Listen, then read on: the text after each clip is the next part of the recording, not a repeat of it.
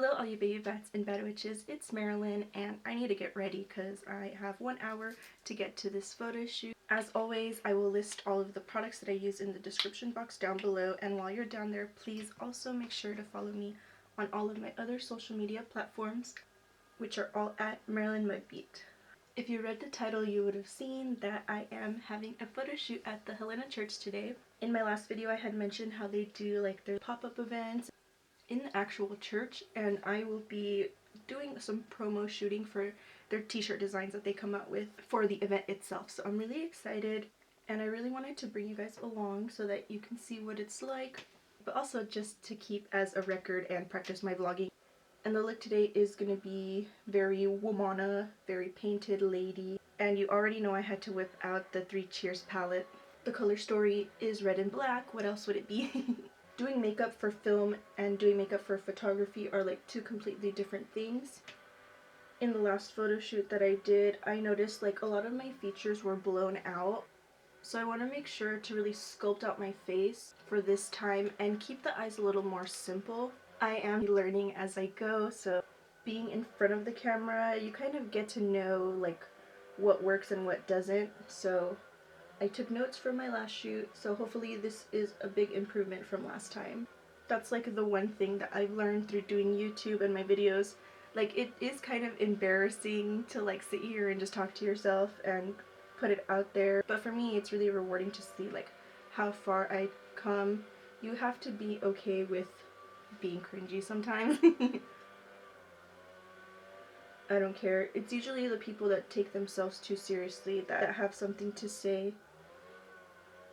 But I'm having fun. But I think since I keep getting opportunities like this, that I should really go for it.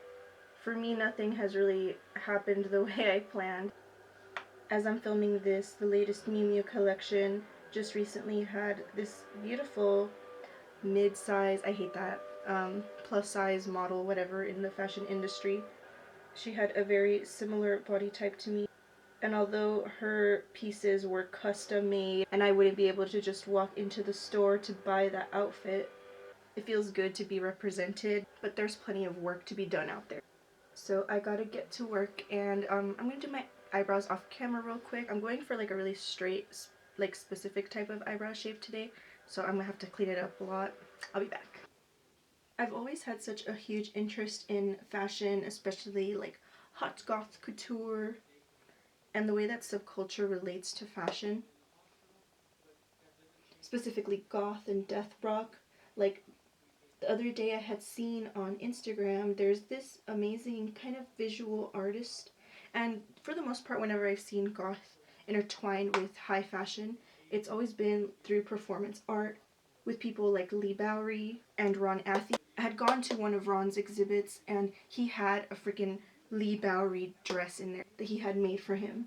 Nightlife and high society, high fashion, they are always influenced from the underground, and I feel like I haven't really seen any representation from other women in the scene. It's always very non-binary and gender fluid, so I feel like if I were to ever take on any identity within fashion, it would be in a similar way that's in line with femininity, but also death rock fashion. I am a huge fan. How I was saying, I'd seen on Instagram Rick Owens was just wearing a Chad Curry t-shirt, and I love to see the involvement that visual artists like Parma Ham, I hope I'm saying that right, and people like Pam Hogg, and it's not a strange occurrence. There's always been that connection.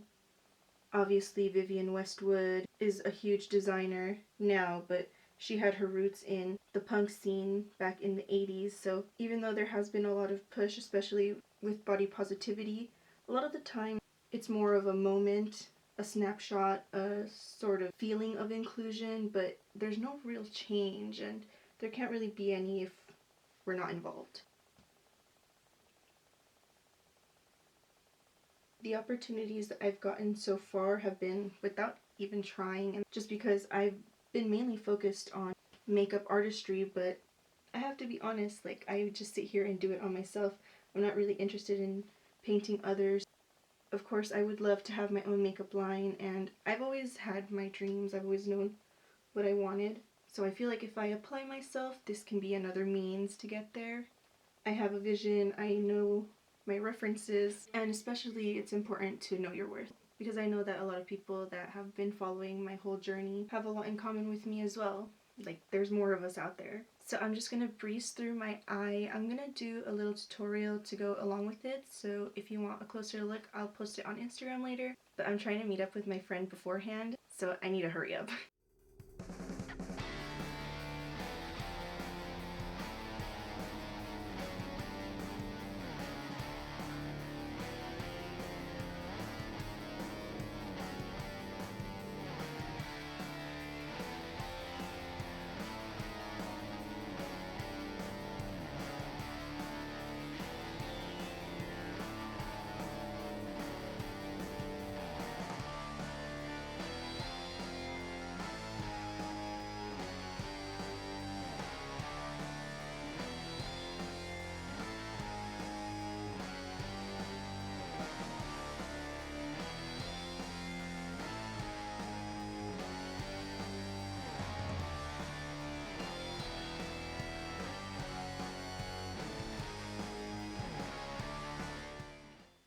Okay, this is the completed look. I'm just putting some red lipstick on the ends of my little blonde hair.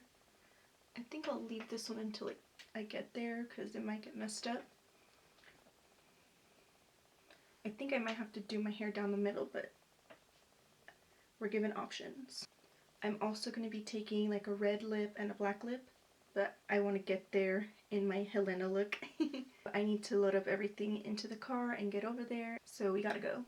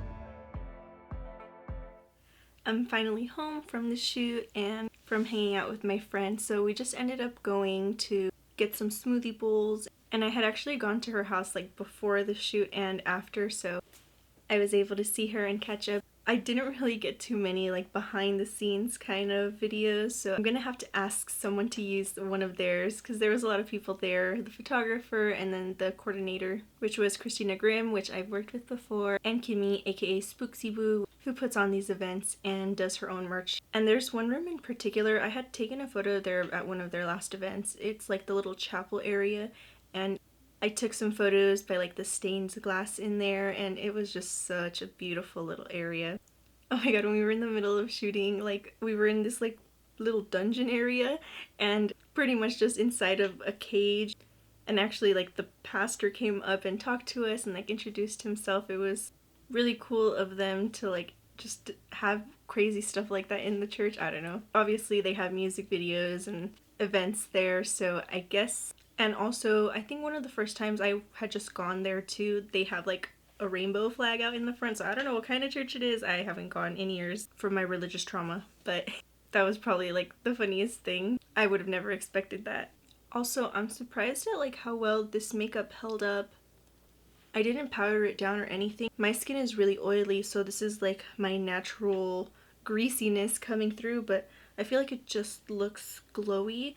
When I did my foundation at first, since I did it so early, I was pretty much expecting it to get like this and have to powder before I started modeling, but I didn't need to. It still looked a little powdery, and now it just looks like very glowy, so I might have to do like an updated foundation routine. Let me know if that's something you'd be interested in. I feel like it is very heavy duty. I like it. This finish, it doesn't look like overly greasy, it just looks glowy. This is the shirt that I modeled. I really love the design on it.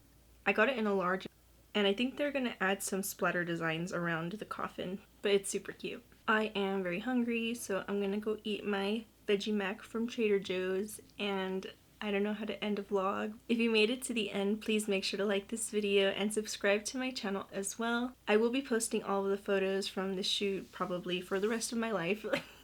So if you'd like to follow me and see all of those photos, I am at Marilyn Mugby on Instagram, Twitter, and TikTok as well. I'll see you next time. Bye.